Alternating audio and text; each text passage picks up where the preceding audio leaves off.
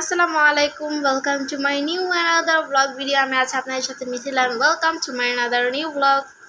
তো গাইস, তোমরা অনেকেই বলতে পারো যে আজকে এত খুশি খুশি কেন? খুশি খুশি হব না, আজকে আমার পছন্দের ফিশ রান্না করেছে। সেই ফিশটার নাম হচ্ছে চিংড়ি মাছ।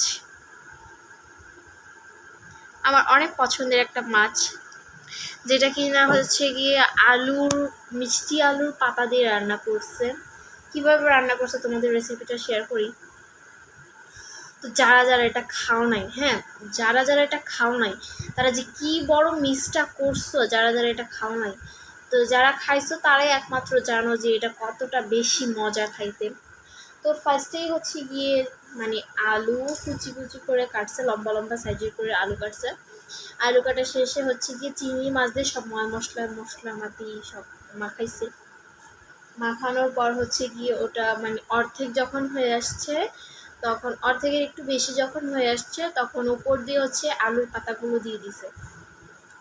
উপর দিয়ে হচ্ছে আলুর পাতাগুলো সব ছড়াই দিছে। ছড়াই দেওয়ার পরে যখন তরকারিটা হয়ে আসছে, তখন আমি খাইছি। বিশ্বাস করবো না, এটা এত বেশি বেশি মজার এই খাবারটা। যারা আমি পুরো 1 প্লেট ঠাসা ঠাসা ভাত খাইছি। এটাকে বিশ্বাস করবো, আমি 1 প্লেট ঠাসা ঠাসা ভাত খাইছি। আলু দিয়ে আর পাতাটা দিয়ে সুন্দর করে ভাতটাকে মাখায় আমার এখন আবার খাবার ক্রেভিং হচ্ছে। এবার যদি এখন আর খেতে পারবো না রাতের বেলা, আমি বলছি এখন যদি আবার ভাত খাস, তুই রাতের বেলা ছাড়া খাবি না। আমার চোখগুলো কি বড় বড়?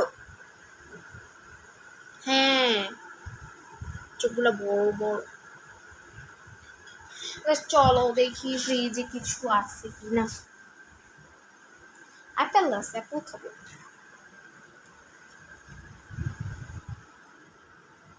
মিষ্টি খাই, ছোট সাইজের।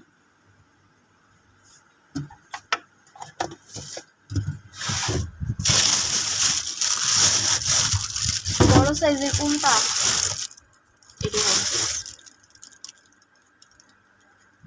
এটা একটু নষ্ট হচ্ছে। ওয়াও, এটা অনেক বিগ সাইজের। আর ওইটা দেখছিলাম ওটা স্মল। এখন আমি এটাকে খাবো।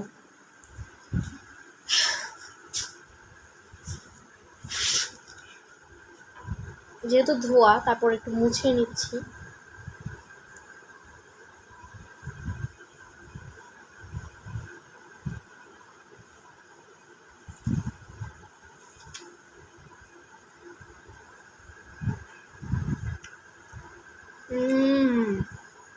বাবা